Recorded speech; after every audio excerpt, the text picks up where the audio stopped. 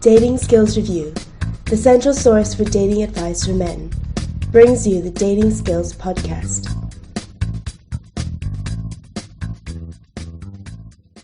Hey, this is Angel Donovan, your host for Dating Skills Podcast.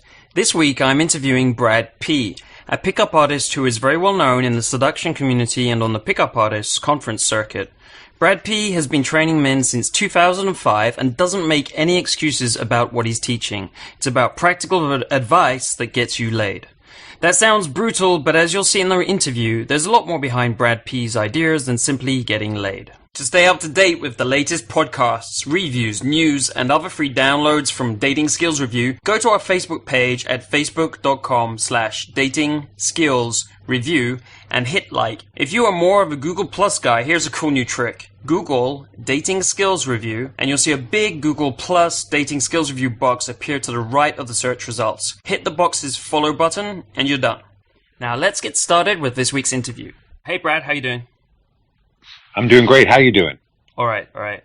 So the first thing we wanted to talk with you today about is to go into image and fashion, because I know that's something that you started out with way back when you got into all of this. By the way, what year did you kind of like appear on the scene?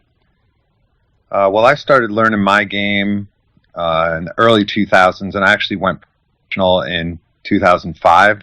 So I'm going into my 9th year now. All right, yeah. Good stuff. Nearly a decade. Yeah, been at it a long time. Yeah.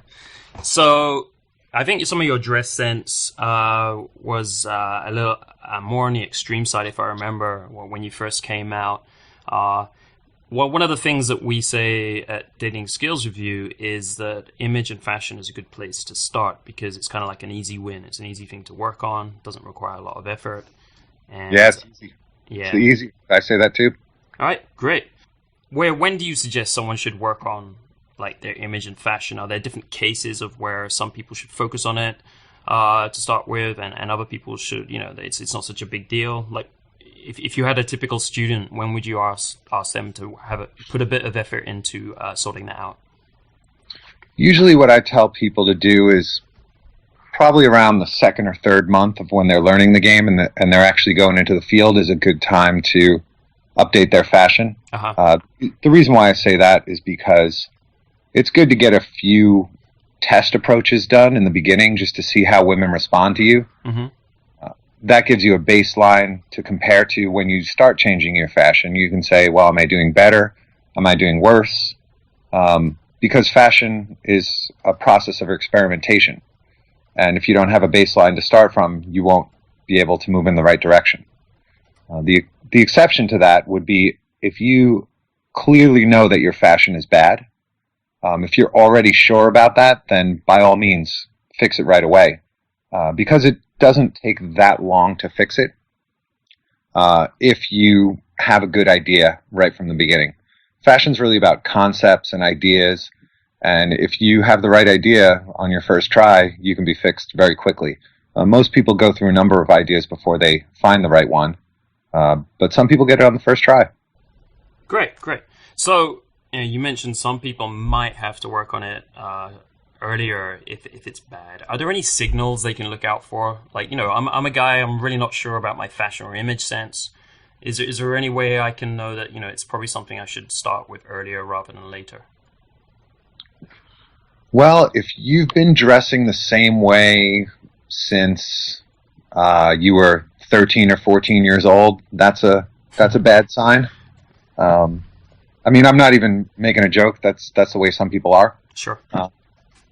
If people are telling you it needs work, then it probably does. Or if you're getting blown out immediately every time you approach, mm-hmm. and you don't think that it's anything with your voice or your body language or anything like that, it could be your fashion. Bad fashion can get you blown out quite a lot, right. I would say. Right. Literally, like, if you get blown out when you're approaching a girl before you actually start talking? Yeah, I'm not talking about blown out after 2 minutes. I'm talking about blown out in 10 seconds or less. Great. And so, the kind of things they're looking for reactions from girls is just like they look away, they look away, They say, no, no thanks. I have a boyfriend. We're lesbians. All of those kind. Right. The major put downs there. Right. Exactly. And those kind of put downs are usually, I mean, the two most common things would be your fashion's bad, or they just can't hear you. Some people talk really low or they mumble, and if they can't hear you, they're just going to automatically do that. Right. You're asking them to put in too much energy to, kind of effort to try and listen to figure out what you're talking about. Yep, and they don't do it. Great. So where would you say they should start? I've decided that, say I'm like 2 months into it and it's time for me to start working on this. Where would you say they should start? What's the first step?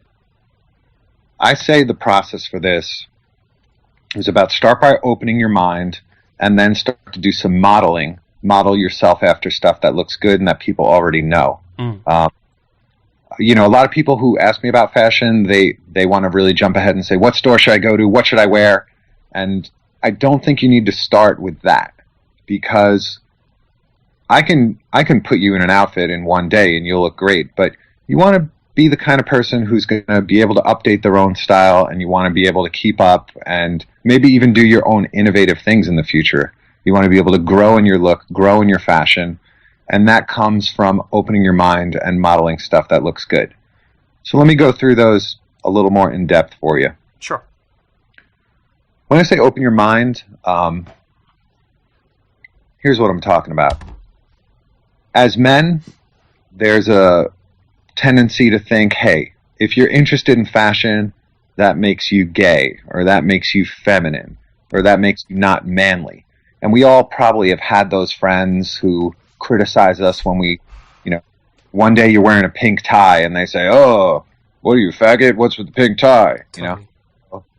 After you've heard that a few times, you start to internalize that and say, the manly thing to do is to never be interested in fashion. But that is wrong. So you have to let go of those kinds of thoughts, and you have to get that stuff out of your head. You have to say, I'm a modern man who wants to look good. I'm going to take an interest in fashion from now on. Even styles that I wouldn't wear myself, I'm going to look at them and analyze them, try to see why they work for others. I'm going to try to understand why people choose the looks they look. I'm going to particularly try to understand people who put work into fashion and people who have fashion as a hobby or fashion as their profession. So that's all about opening your mind and getting into fashion and starting to open your eyes and look around at the different things people are wearing. Browsing maybe fashion websites even, and just looking at what people are wearing on the internet, looking at what people are wearing to dance clubs. That's also a great indicator. And once you're becoming fashion aware and open to growth, that is the first step. And now on to modeling for a moment. Fashion, one of the reasons it's so easy is because you don't actually have to be creative to have good fashion. You don't have to be original to have good fashion. In fact, if you're being original, that's pretty difficult and dangerous to try to pull off, especially if you're a beginner. The best thing to do in the beginning is look for a fashion role model. It can be a friend of yours who gets a lot of girls. It can be a celebrity or an outfit you saw in a magazine. I recommend that people find their fashion role model and buy the same outfit and just wear that outfit for starters. One outfit, one fashion role model, just wear it. And this is basically an exercise that allows you to get a taste of what it's like to put an outfit together, to wear something you wouldn't normally wear, and something that other people already understand. You don't want to reinvent the wheel in fashion. You don't want to give some people something they've never seen before. You want to give these girls you're approaching something they've already seen, and they've already decided that they like it. Yeah. You don't want to confuse them. So, you had some good pointers there on how to choose, the role model, because that strikes me as pretty important there. You want to make sure you get the right person. So one of those was, obviously one of your friends who's doing well with women. So that gives you, you've got some feedback there. However, I just want one thing about that is, sometimes you have you could have friends who like brag a lot about how well they do with women, but maybe they aren't. This is quite a usual scenario actually. They're not actually doing that well with women. So how would you, when I'm going about like trying to figure out, okay, this guy's doing well with women, is there any signs that you would say they have to make sure that are showing before they choose that guy? I would say you really got to choose someone that you trust, that you've known for a long time, and that you've seen the results in real life. Right. I actually encourage people to try to choose someone from the media, someone who is on television or in movies or in magazines, because that's really a lot more of a safe bet. Yeah. Those people have professional stylists, and they look good every time. Your advice on fashion is all pretty clear and straightforward, and that's the way we like it here. So, how long would you say you're going through this period of basically modeling someone? So it's kind of like training wheels until you start developing it, as your own skill. So I like the way you talk about it. It's basically building a skill that you're going to have for life, rather than just basically pulling some clothes off at one time and having one set of clothes you can go out with. So it's something really you're developing. How long would you take? Say it takes someone, if they're copying a role model, how long would it take before they can start experimenting a bit on their own and having a real feel for it? Good question. I would say it depends how fast you're able to grow your comfort zone. The faster you can grow your comfort zone, the more you'll be able to experiment. Typically what happens when I give fashion makeovers to students of mine is I try to imagine a better version of them, and then I put them in that outfit. And sometimes they embrace it immediately, and other times they say, I don't know about this. This is way out of my comfort zone. And then we take it into the field and experiment, and once they see that it works, suddenly they become comfortable with it. Great. So if you can be comfortable and enough to try 3 or 4 looks in, I don't know, maybe 2 months, maybe you have one outfit in each look, you're going to get a great idea of what it takes, what people like, what they don't like, what girls are responding to. And by your 3rd or 4th experiment, you'll probably be starting to get the hang of it. But like I said, you never really need to stop modeling, because the idea isn't to create a new style. That's for professional fashion people. All you need to do is copy a good style. That's basically the idea. If you can copy a good style every year for the next 20, 30 years, you will always have good style. Totally. Now let's talk about money. Is this going to cost people a lot of money? Like, do they have to buy, big brands, hundreds of dollars, or, is it something that you can do on a budget? What do you normally... You can definitely do it on a budget. Okay. There are certain looks that you have to spend a lot of money on, but there are so many different options available that if you don't have the money for brand name clothes and expensive items, you can choose a look that is cheaper, and it can be great for sure. There's people who buy stuff at thrift stores, and it's $5 for a shirt and $5 for a pair of jeans, and it can look really good. Yeah. But you're only going to get certain looks with that. Like right now here in the USA, there's like there's like this grungy hipster look going on.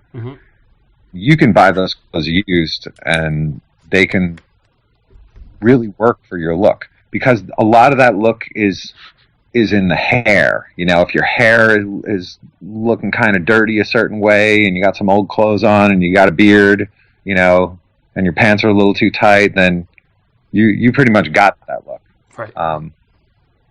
But you wouldn't, there's other looks that are really upscale, like suits. You really got to spend on them. Certain items that you might wear to clubs, high-end clubs want to see high-end clothes. So you can't do every look on a budget, but you can do a lot of looks on a budget. Right. And this is something I wanted to go into, is that you say that in high-end clubs, they're looking for maybe a different look, right? And you'll have a different look to fit in. So does like the outfit you're picking out depend on where you intend to meet women? Like if it's in the street day game, or if it's in some types of clubs versus some higher ends of types of clubs, would you say, you have to kind of pick based on where you're going to go and where you're going to hang out. Yes, absolutely. You wouldn't want to be, have yourself pimped out for a high-end club and just walk in the middle of the day game doing that. It's not going to work as well. So yes, consider your location and scout your location and see what people are wearing there and see what the best looking people look like there. That's great advice and very important, I think, because some of the advice that you see around the community is, kind of simplistic, and it's just like, you should peacock, and peacocking works all the time, or something like that. Yeah, I don't know too much about that myself. Right, about peacocking? Yeah, I just never really learned it. I mean, I didn't give you much background about me, but I didn't learn any of my game from the seduction community. I learned it all from naturals and just going and experimenting. Right. So I haven't really learned all of the techniques and terminology. And so people sometimes ask me about peacocking, and I really have very little understanding of what it even means. Right. Well, the idea of peacocking, as invented by Mr. Eric von Markovic, is basically to wear stuff which people are going to notice. That's pretty much it. So it's just to wear something different, some standout things, and there's a few other companies that talk and advise on peacocking, but not to such an extreme as Mystery originally originated it. Well, if you do that strategically and it's relevant to the venue and it's part of your pickup strategy, that sounds like something that could work. I mean, in the past, like my friends and I, we think it's interesting we just did this naturally over the years, okay? So we'd get a present I travel a lot. I've traveled a lot for all my life, and I tend to have like jewelry and things which have come from different places. So, a few presents from, people in different places, like a necklace and so on. I've got a necklace. I have no idea why, but everyone notices it. I guess it looks a little bit unusual. So that's really the kind of peacocking that we think works. It's basically something interesting. It just shows you're, a bit different, and hopefully it's, something about who you are. It represents something about how you are different, whatever you've been doing in life. It sounds fairly subtle to me, so, sounds like it's not going to make or break you. No. It's just an interesting thing to talk about, basically. That's how we see it. Okay, so, I think we've done a really good, overview of fashion and image there. Be very helpful for the guys. The next topic I wanted to talk to you about was inner game. Inner games, I think there's lots of different ways people talk about inner game, and something I think that's interesting. I think that sometimes when people have been into the game for a while and practicing and then not getting results, I think sometimes it's blamed on inner game. What's your take on the whole inner game thing? Well, you have to go in the field first and foremost. You're not going to really save your game with inner game. If you're not going on the field, you could stay home and have great inner game, and girls are not going to come to your house. But as long as you're not hiding from the field by studying inner game, and it can be effective. It can help a lot. And inner game is definitely a big factor for a lot of students. I fix inner game issues all the time that are stubborn and take months and months to fix. I run a program in Los Angeles called Pickup Mansion, and people move into a house and study pickup for 6 months, 12 months, and a lot of times we work on inner game issues in Pickup Mansion because they can be stubborn and they can take a long time to fix. But once you fix them, it can be a game changer because it unlocks your ability to learn. It unlocks your ability to go in the field more. It unlocks your ability to feel good. And when you feel good, you pick up good. Mm-hmm. It sounds like you could, the inner game issues you're talking about, you could almost break them down into a more specific issue, right? Because in inner game, I think one of the problems of inner game is that it's a generic concept, and it could mean lots of different things, and many people may talk about it in different ways. So are there any specific issues you're thinking about, like that you had to work on, and you would have labeled them in a game? And is there a more specific way you can talk about that?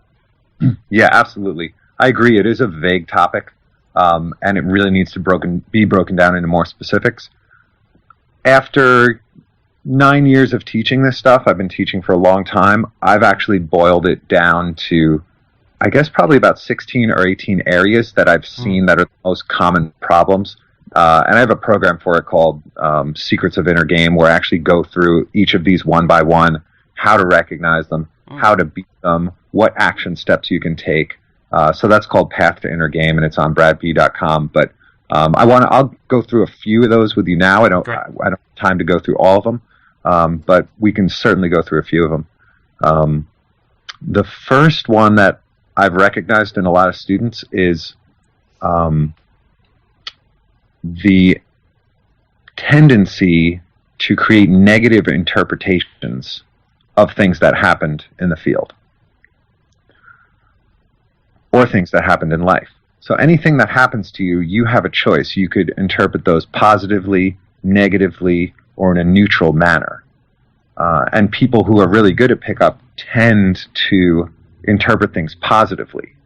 And I'm not saying you should be completely unrealistic and ignore the facts in front of you, but there are some things that are very hard to read, and you're not going to interpret every single thing right every single time.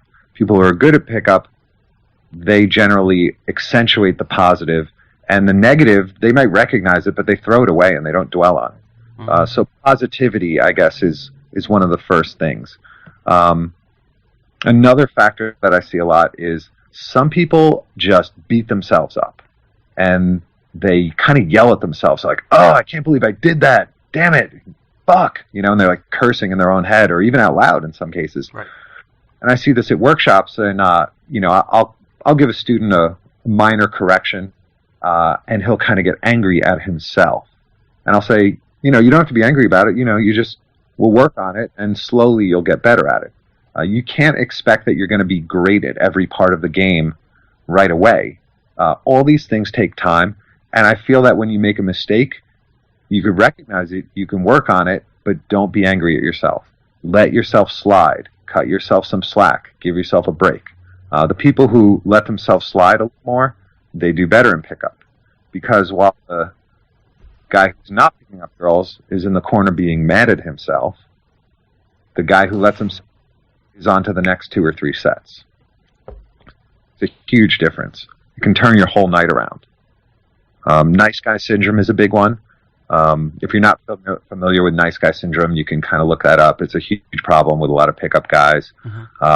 Neediness is a problem for a lot of people. Inability to assume leadership roles, being uncomfortable with leadership, that's an inner game issue.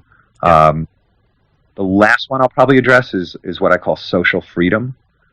This is an inner game issue where you believe that everybody around you is looking at you, and if you make a mistake, they're going to realize it, and then they're going to think less of you. Yeah. So that's called social anxiety, when you're just anxious all the time because what people might think of you. The opposite of social anxiety is social freedom, and social freedom is something that can be built over time. And I actually have a series of exercises to build that people can get. They can find it on my website. It's called 18 Degrees of Social Freedom. And if anybody wants that, just let me know. And, maybe another 10 areas that I won't get into now that people can get on Secrets of Inner Game. But, it's a powerful thing. If you fix your inner game and you're going in the field along with that, it can really improve results. And it can just make you feel a lot better, too. You just feel a lot better about life. What percentage of your students would you say it makes or breaks? There's one of these issues that's making or breaking their success. I would say probably about half. Okay, good. Are there any signs they can look out for? I mean, I think the nice thing about the way you've broken it down is it's pretty obvious. It should be pretty obvious to people if that's something they're doing. So it's pretty easy to identify. Right. Yeah, exactly. Rather than having the inner game, do I have an inner game problem or not? I think pretty much immediately. Is this something you would see immediately, literally the first week of starting to practice this stuff? No, it's not always that simple. Okay. Here's the way this works, and this is a little nerdy coach topic here. Mm-hmm. But as you go in the field more and more, a lot of your issues will start to come to the surface that you've never even noticed before. So, for example, in Pickup Mansion, people come and they start going in the field all the time. And some of these people haven't been in the field very much at all before they came to Pickup Mansion. So about 2 months in, suddenly they have an anger problem. Or 3 months in, suddenly they have some low self-worth thing that surfaces. And the reason it happens is because pickup forces you to be your best self. And if you're not being your best self, girls will let you know that. The field will tell you that. It's like looking in a mirror. You can't deny what needs work when you're going in the field all the time. The field is the ultimate teacher. The field is the ultimate mirror. And as you go in the field more and more, you'll start to realize what issues you have, what is making you uncomfortable. I would say the biggest sign that you might have an inner game issue is if you just feel bad all the time. If you feel in the field, if you feel bad when you think about pickup, that might be an early warning sign of an inner game problem. Right. So should you be enjoying it? I mean, are there people that enjoy this as soon as they get started in it, and that's a good sign? It depends how you look at it. In my coaching experience, I've noticed that most people think it's really hard in the beginning. They think approaching women is hard, and they have approach anxiety. And in my opinion, that's because a lot of the reading they've done in the seduction community, things they've read on the internet, makes it sound like this is going to be a breeze. So they get into pickup thinking this is going to be easy, and it's not. It's hard. So if you look at it that way, you're not going to feel good. And I think that's what the root cause of this is. On the other hand, if you started out like me with less expectations, I was having a ton of fun when I first got started because I didn't have any books, I didn't have any coaches, I didn't have any teachers. I just had this idea that I was going to go out and hit on girls every day. And as I started to realize that there was a method to it,